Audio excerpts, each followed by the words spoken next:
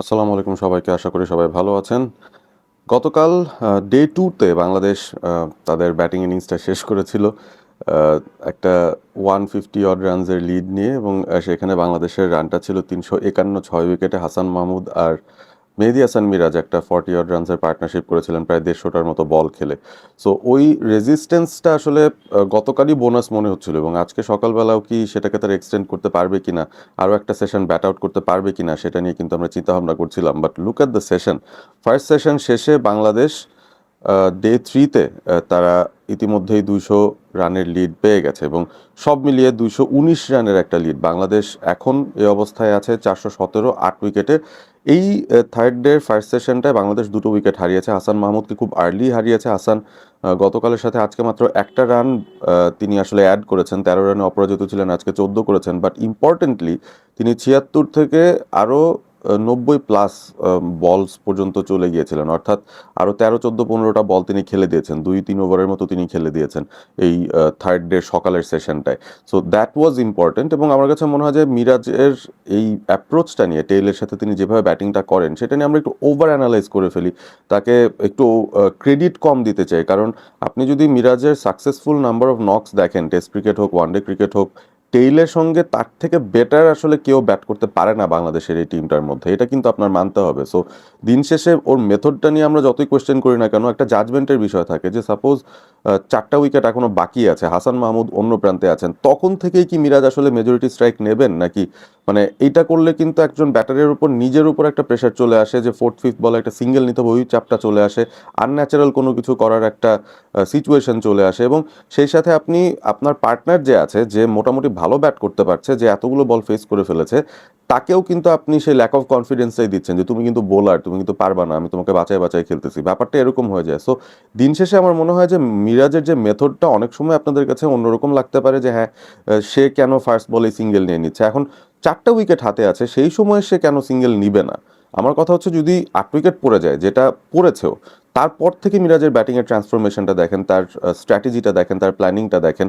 He was trying to play most number of deliveries এবং তখন তিনি জানেন যে হাতে মাত্র ২টা উইকেট আছে, ২টা ভালো বল পেলেই কিন্তু বাংলাদেশ অল আউট হয়ে যাবে। সো ওই মোমেন্টটার থেকে তার কিন্তু একদমই ফ্রন্ট লাইনে থাকতে হবে to play maximum number of delivery. So এই জায়গাগুলো কিন্তু আসলে স্ট্র্যাটেজিক, ট্যাকটিক্যাল এবং যতটুকু রান অ্যাড হয়েছে, ফর এক্সাম্পল ৬৬ রান অ্যাড হয়েছে, সেখানে অবভিয়াসলি মিরাজের একটা ভালো কন্ট্রিবিউশন ছিল, তাসকিন লাস্টের দিকে এসে কিছু করেছেন, বাট তাইজুলের ওই যে ১৭ রানের একটা নক এবং তাকে যে অনেকগুলো স্ট্রাইক তুলে দেওয়া, তাইজুলই তো মূলত বাংলাদেশের নর্মালি নাম্বার 8 খেলেন, তাকে কিন্তু নাম্বার 9-এ খেলানো হয়েছে, হাসান মাহমুদকে 8-এ উঠিয়ে। So Taijul is a capable batter as well. তার টেস্ট ক্রিকেটে 47 রানস আছে, তার অ্যাভারেজ 13 প্লাস আছে। সো তিনি যখন ক্রিজে আসছেন, অবভিয়াসলি হ্যাঁ, সবচেয়ে ডিফিকাল্ট বোলার, আনলেস তাইজুল মিরাজকে বলেন যে ভাই আমি কিন্তু কামিন্সের বল খেলতে ভয় পাচ্ছি বা স্টার্কের বল আমাকে খেলতে দিও না, সেই ক্ষেত্রে মিরাজ হয়তো অন্যরকম একটা পন্থায় যেতে পারতেন। বাট তাকে তার ন্যাচারাল এলিমেন্টে থাকতে আমার মনে হয় দেয়াটা উচিত, কারণ এই জায়গাটার মধ্যেই আমরা একটু মিস ক্যালকুলেট করে ফেলি।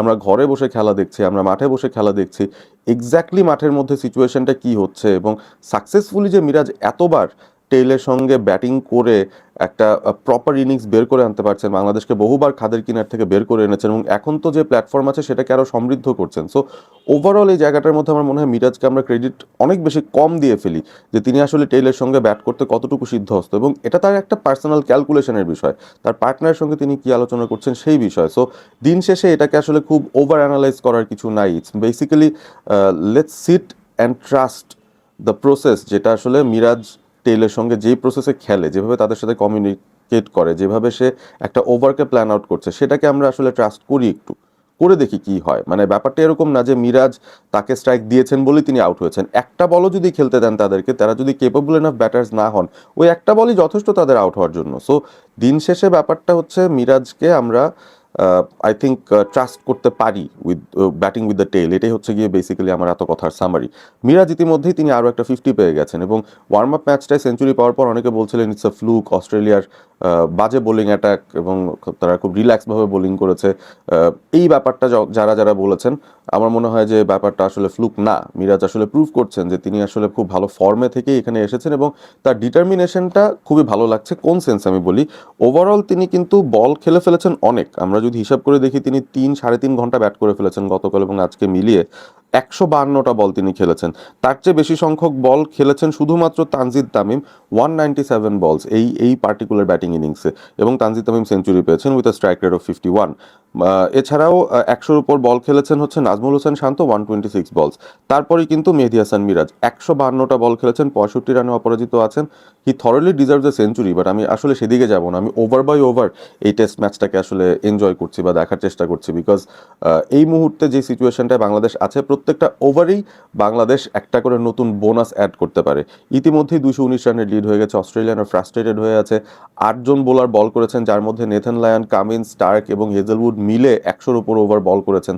তারা সবাই 25টা, 26টা, 27টা করে ওভার বল করেছেন, এবং they look tired, they look rattled, they look like they running out of plans. এবং মানে ধৈর্যেরও তো একটা সীমা থাকে। অস্ট্রেলিয়ানরা মানসিকভাবে খুবই শক্ত, আমরা জানি, বাট তারপরও এই সেশন শেষ হওয়ার পর তারা যখন ফিরে যাচ্ছে, তখন কিন্তু মনে হচ্ছে যে তারা আসলেই বুঝতে পারছে যে তারা খুব বড় সড়ো কোনো বিপদের মুখে পড়তে যাচ্ছে, এবং বড় একটা আপসেট এর মুখোমুখি হয়তো তাদের হতে পারে। এবং বাংলাদেশের সাথে তো তাদের এই ব্যাপারটা নতুন না। 2005-এ তারা প্রথমবারের মতো ওয়ানডেতে এরকম একটা বড় আপসেটের মুখোমুখি হয়েছিল বাংলাদেশের, যখন বাংলাদেশের যিনি এখন ব্যাটিং কোচ আছেন মোহাম্মদ আশরাফুল, তিনি এক হাতে বাংলাদেশকে আসলে সেই ম্যাচটা জিতাতে কত বড় সাহায্য করেছিলেন, একটা দারুণ সেঞ্চুরি করেছিলেন অস্ট্রেলিয়ার এগেনস্টে। সো আলটিমেটলি বাংলাদেশের অস্ট্রেলিয়াকে আপসেট করাটা নতুন কিছু না, বাট অস্ট্রেলিয়ার মাটিতে এই ধরনের একটা পারফরমেন্স বাংলাদেশ দিবে, আগের ম্যাচেই ওয়েস্ট ইন্ডিজের ইনফ্যাক্ট জিম্বাবুয়ের সঙ্গে ইনিংস হারার পর বা ওয়ার্ম আপ ম্যাচে 54 রানে অল আউট হওয়ার পর, এইটা আসলে কেউ বিশ্বাস করেনি। So even more credit goes to Bangladesh, যে এরকম একটা বাজে সিচুয়েশন থেকে তারা এত কুইকলি কিভাবে রিকভার করলো। মেহেদী হাসান মিরাজ যতটুকু রান করেছেন, 65 ইনভ্যালুয়েবল রানস, আমি বলবো যতক্ষণ উইকেটে ছিলেন ইনভ্যালুয়েবল। সময় ক্ষেপণ করাটা ইম্পর্টেন্ট ছিল, সেটাও তিনি করেছেন। And obviously appreciation to Taijul, তার এই 17টা রানের জন্য কিছু রান তিনি অ্যাড করেছেন। অ্যাপ্রিসিয়েশন টু তাসকিন, যিনি 22 বল ধরে টিকে আছেন এখনো পর্যন্ত এবং 12টা রান তিনি অ্যাড করেছেন। এই প্রত্যেকটা রান বাংলাদেশের জন্য খুবই ইম্পর্টেন্ট হবে এবং অস্ট্রেলিয়াকে খুব বেশি চাপের মধ্যে ফেলবে। পোস্ট লাঞ্চ সেশনে কি হয় দেখা যাক। অস্ট্রেলিয়া হয়তো বাংলাদেশকে খুব কুইকলি অল আউট করে দিতে পারে, বা মেহেদী মিরাজ এবং তাসকিন তারা যদি তাদের ডিসিপ্লিনটা মেনটেন করতে পারেন, আমার তো মনে হয় যে আরও বেশ কিছু রান অ্যাড করা পসিবল, 250-তে নিয়ে যাওয়া পসিবল এই লিডটাকে। এবং সেটা হলে আমার মনে হয় অস্ট্রেলিয়া মানসিকভাবেও বিপর্যস্ত থাকবে। এবং তারা কিন্তু সোফার 133 ওভার মাঠে থেকেছে অ্যাজ আ বোলিং সাইড, এবং এটা কিন্তু তাদের জন্য খুবই আনফ্যামিলিয়ার। গত 15টা টেস্টের মধ্যে এই প্রথম অস্ট্রেলিয়া এতগুলো ওভার তারা বোলিং করেছে টানা। সো এইটাও বাংলাদেশের জন্য একটা মোরাল ভিক্টরি বলা যায়। পোস্ট লাঞ্চ সেশনে কী হবে আমি জানি না, but Mehedi Hasan Miraz has played a master class so far, এবং এই ইনিংসটাকে অ্যাপ্রিসিয়েট করতে হবে। লেজের সঙ্গে ব্যাটিং করাটা কিন্তু মোটেও সহজ না। আপনাদের কমেন্টগুলো জানিয়ে দিবেন এবং সেই সাথে সাবস্ক্রাইব করবেন অল স্পোর্ট টিভি।